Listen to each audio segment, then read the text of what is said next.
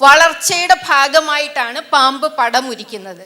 പക്ഷെ വളരെ വേദന നിറഞ്ഞ ഒരു സിറ്റുവേഷനിലൂടെയാണ് അത് കടന്നു പോകുന്നത്. അതിൻ്റെ ആ സ്കിൻ ഊരിക്കളഞ്ഞ് കഴിഞ്ഞാൽ അതിൻ്റെ സ്കിൻ ഭയങ്കര ഡെലിക്കേറ്റ് സ്കിന്നാണ് അവിടെ വരുന്നത്.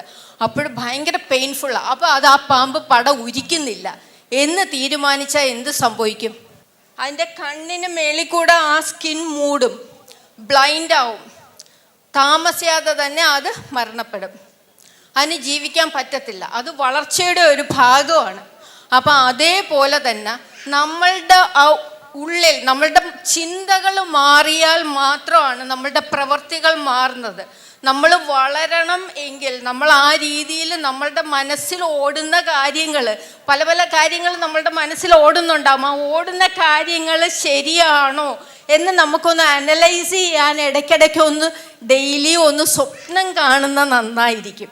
അരമണിക്കൂർ അതിനു വേണ്ടി മാറ്റി വെക്കുക. നമ്മൾ മനസ്സിൽ എന്താണ് പൊയ്ക്കൊണ്ടിരിക്കുന്നത് എന്നൊന്ന് നോക്കുക.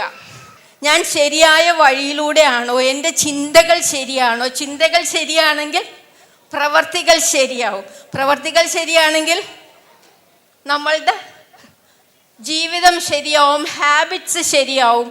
നമ്മൾ ആകെപ്പാടെ ഒരു നല്ലൊരു വ്യക്തി, ഒരു കംപ്ലീറ്റ് പേഴ്സൺ ആയിട്ട് മാറും അല്ലേ?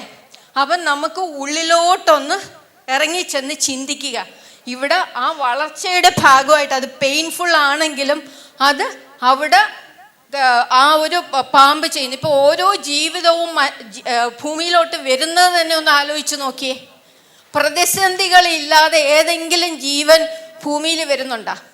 അപ്പോൾ പ്രതിസന്ധികൾ എന്ന് പറയുന്നത് ഒരു സക്സസിൻ്റെ ഒരു തുടക്കമാണ് പ്രതിസന്ധി എന്ന് പറയുന്നത്.